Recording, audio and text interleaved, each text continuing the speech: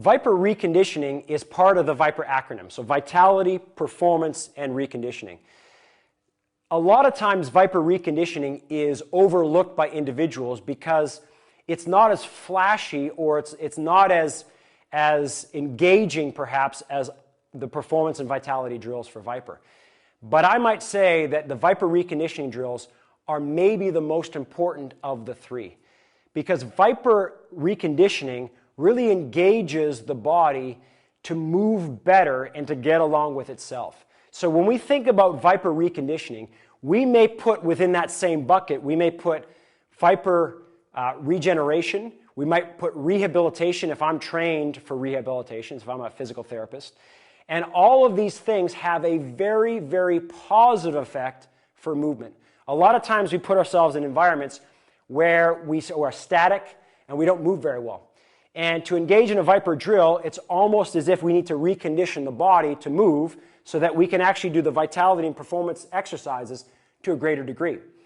So ViPR reconditioning really anchors into this idea of allowing the tissues to load very subtly to normalize joint motions. So in other words, if I'm looking at the hip, for instance, I'm looking at moving my body and reconditioning my hip joints with subtle motions that can reestablish and normalize joint motion. I can do the same thing for my thoracic spine. I can do the same thing for my foot and ankle. So normalizing range of motion is going to be critical.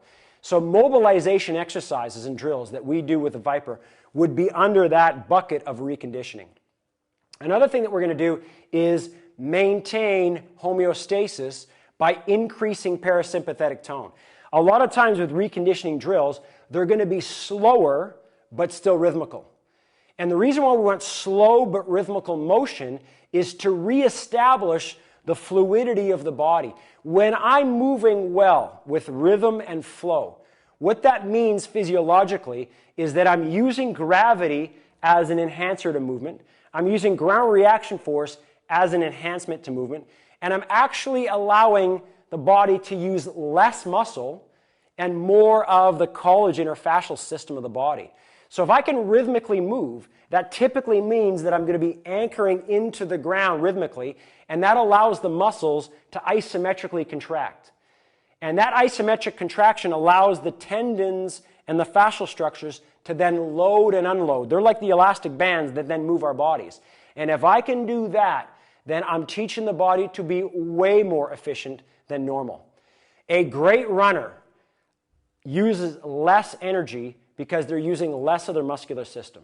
A great runner will use more of the collagen of the body. And so when we look at the restoration of movement, when we look at slow but rhythmical patterns of motion in the reconditioning bucket, what we are teaching the body to do is to anchor into its natural biology of efficiency. We're actually using the muscles as we should. We're using the fascial systems as we should. We're using the nervous system as we should. So slow and rhythmical motion is very, very much fundamental to our biology and our efficiency. So these are certain things that are critically important to the reconditioning aspects of ViPR. Now, in a lot of videos that you see online and a lot of exercises that you might see your colleagues or friends do, a lot of times with ViPR, they're more flashy.